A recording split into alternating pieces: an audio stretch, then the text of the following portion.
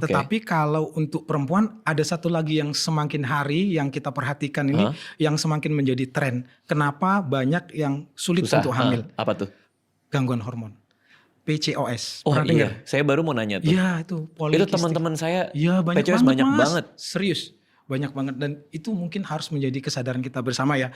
Terutama nih kalau orang-orang tua nih yang punya remaja putri yang dari kecil itu cobalah mulai dari sekarang tuh harus diperhatikan.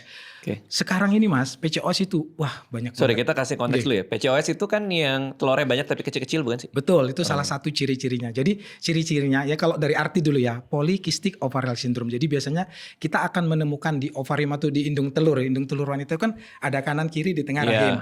Dan indung telur itu sebenarnya harusnya dia itu setiap bulan tuh ada satu yang dominan besar pecah, kemudian itulah yang bisa dibuahi, itu masa subur. Tapi pada pasien PCOS ini nanti sel telurnya itu banyak kecil-kecil bantet. Jadi dia nggak bisa membesar, nggak terjadi kematangan, jadi nggak ada yang bisa dibuahi. Tapi dia keluar nggak? Enggak. Seringnya enggak, walaupun kadang-kadang bisa keluar, tapi sporadis, kita nggak bisa meramalkan bisa keluarnya.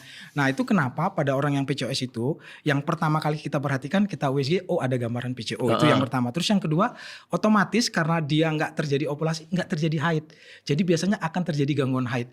Bisa nggak haid 2-3 bulan, atau kadang-kadang malah aneh, haidnya itu nggak teratur, ngeplek, nggak berhenti-berhenti gitu. Dan satu lagi, pada orang PCOS itu biasanya kita bisa jumpai hiperandrogenisme. Jadi hormon androgen yang harusnya tinggi pada laki-laki nanti tinggi pada dirinya.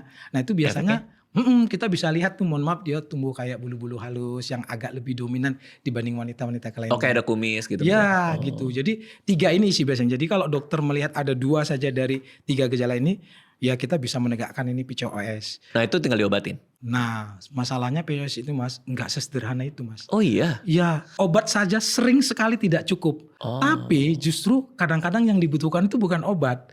Banyak sekali ya orang-orang PCOS ini berhasil hamil, berhasil bisa mengatasi gangguan haidnya kalau dia merubah fokusnya. Berubah fokus apa nih? Merubah fokus. Jadi kebanyakan orang yang PCOS itu kan datang pingin hamil, kok haidnya nggak teratur, kapan hamil, kok haidnya nggak teratur. Padahal sebenarnya nggak itu kuncinya ternyata.